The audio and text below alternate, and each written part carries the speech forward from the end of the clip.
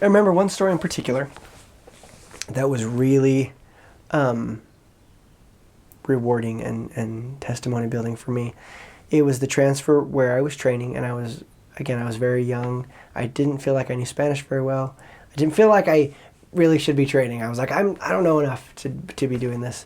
And I remember one particular day, we felt prompted in our planning to go to the very the boundary of our mission area, because we hadn't been there in a while, and apparently looking through our area book, missionaries hadn't been there in a while. And so we decided, hey, let's go to this boundary. There's a small community there. And so we decided to do that. And we went there. We kind of walked around. When we got there, we set an appointment with someone for a little bit later in the day or something. Anyway, we went to this person's house, and they weren't home. And we were so bummed out because we were really far. Our area geographically was pretty big. And in terms of the houses, there weren't very many houses around. It was just like this tiny little place where people lived. And so we were bummed when this appointment fell through, because we were like, well, here we are on the random most outskirts of our area, and now we can't do anything. I feel like this was a waste. And so it's that moment, like, oh, why were we impressed to come here?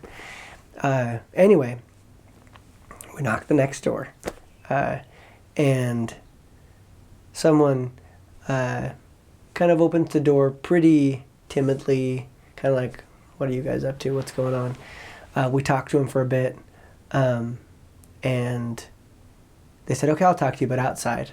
We have this little porch area, so we sat down on their porch and we chatted and gave a whole first lesson, and it was beautiful, and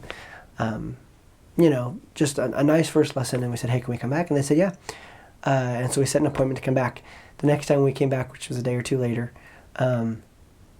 we get there, they whip open the door, have us come right in. This woman. No, it was this woman and her husband. No, it was just one person. It was just her husband. Man, 10 years. Just her husband, the one man. And we go inside, and we said, how was, at the end of every first lesson, you give him a commitment to read, and you ask him about baptism and lots of other things. But we were checking in on the commitments and asked if he had read. And he said, yes, I did. And I know that your book is true. And I know that you are servants of God. And again, this is me being early on, not understanding Spanish super well. So I'm like, am I hearing this right? Is this all correct? We continued talking, and he said, the reason I know is that when you knocked on my door the other day, earlier that morning, I told God that I was done with my life. I was going to kill myself, and I didn't have any reason to live. But if he had a reason for me to live, if he felt like I needed to stay on the earth, to let me know. Otherwise, I'm done. And it was a few moments later that you guys knocked on my door and shared this message about happiness and families forever and finding joy. And so I know it's not kind of a coincidence. I know that you're messengers from God, and I know that what you're talking about and teaching is true. And I was overjoyed. I was ecstatic. I was so grateful that we followed that prompting in the morning, because had we not, who knows what could have happened.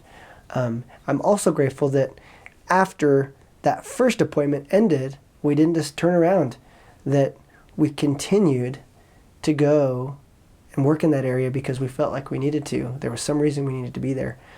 And it was a great lesson to me, both for my mission and beyond, that sometimes you get prompted to do something and you just do it. And you don't really find out why for a while. Sometimes the first kind of most typical, obvious response isn't the reason you were called to do something or asked to do something or prompted to do something. But eventually, whether in this life or the next, you'll always find out. And if you follow those promptings, you'll be able to report the good side of that. And I'm grateful for that time that we followed that prompting, because we were instruments in helping save someone's life. And that's something that I'll always look back on and be grateful for.